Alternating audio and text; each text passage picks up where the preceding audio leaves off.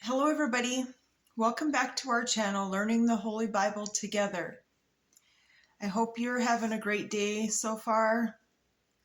I know it's the morning and the birds are chirping and the sun is shining. So we'll start off on a positive note.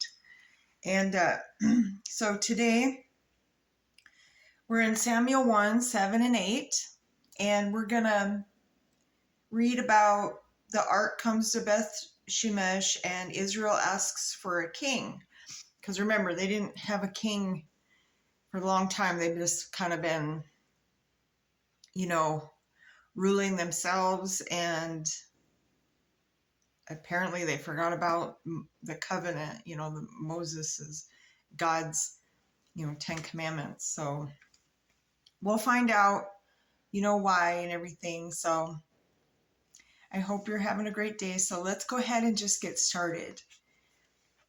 All right, so Samuel 1.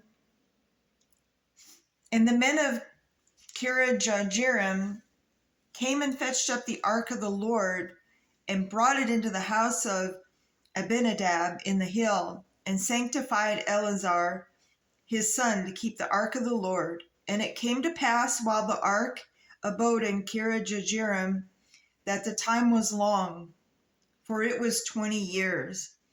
And all the house of Israel lamented after the Lord. And Samuel spake unto all the house of Israel, saying, If ye do return unto the Lord with all your hearts, then put away the strange gods, basically the demon gods, and Ashtaroth from among you, and prepare your hearts unto the Lord, and serve him only, and he will deliver you out of the hand of the Philistines. Then the children of Israel did put away Baalim and Ashtaroth, and serve the Lord only. And Samuel said, Gather all Israel to Mizpah, and I will pray for you unto the Lord. And they gathered together Mizpah, and drew water, and poured it out before the Lord, and fasted on that day, and said there, We have sinned against the Lord. So they're repenting. And Samuel judged the children of Israel in Mizpah.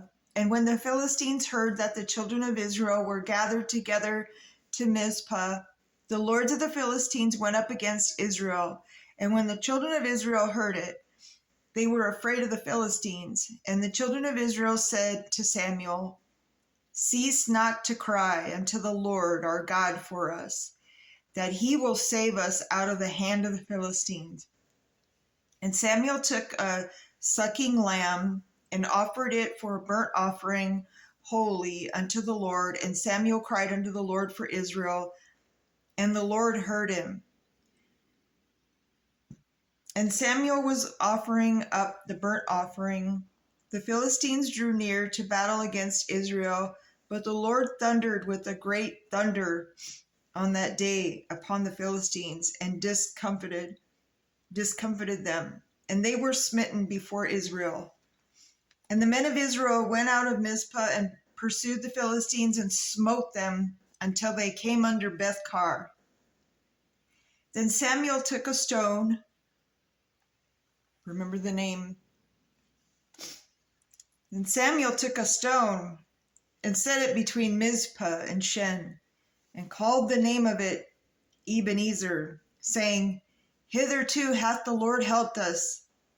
So the Philistines were subdued, and they came no more unto the coast of Israel.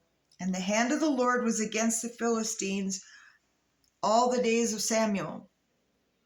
And the cities which the Philistines had taken from Israel were restored to Israel from Ekron, even unto Gath. And the coasts thereof did Israel deliver out of the hands of the Philistines. And there was peace between Israel and the Amorites. And Samuel judged Israel all the days of his life.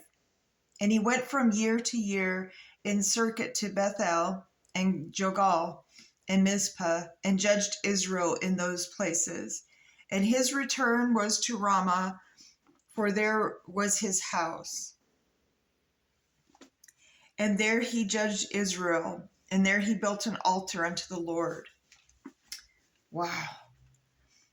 Okay, so let's jump into Samuel 1, chapter 8. And it came to pass, when Samuel was old, that he made his sons judges over Israel. Now the name of his firstborn was Joel, and the name of his second, Abiah. They were judges in Beersheba. And his sons walked not in his ways, but turned aside after lucre, and took bribes, and perverted judgment. Sounds familiar.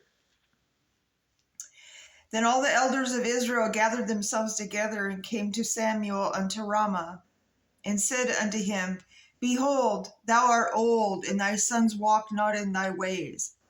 Now make us a king to judge us like all the nations. But the thing displeased Samuel, when they said, Give us a king to judge us. And Samuel prayed unto the Lord. And the Lord said unto Samuel, Hearken unto the voice of the people in all that they say unto thee, for they have not rejected thee, but they have rejected me, that I should not reign over them, according to all the works which they have done since the day that I brought them out of Egypt, even unto this day, wherewith they have forsaken me, and served other gods. They served other demon gods. So do they also unto thee. Now therefore hearken unto their voice. Howbeit yet protest solemnly unto them, and show them the manner of the king that shall reign over them. And Samuel told all the words of the Lord unto the people that asked of him a king. And he said, This will be the manner of the king that shall reign over you. He will take your sons and appoint them for himself, for his chariots, and to be his horsemen, and some shall run before his chariots. And he will appoint his captains over thousands, and captains over fifties, and will set them to ear his ground, and to reap his harvest, and to make his instruments of war, and instruments of his chariots. And he will take your daughters to be confectionaries, and to be cooks, and to be bakers. And he will take your fields, and your vineyards, and your olive yards, even the best of them, and give them to his servants. Kind of sounds like what's happening now. And he will take the tenth of your seed, and of your vineyards, and give to his officers and to his servants. And he will take your men servants and your maid servants and your goodliest young men and your donkeys, and put them to his work. And he will take the tenth of your sheep, and ye shall be his servants.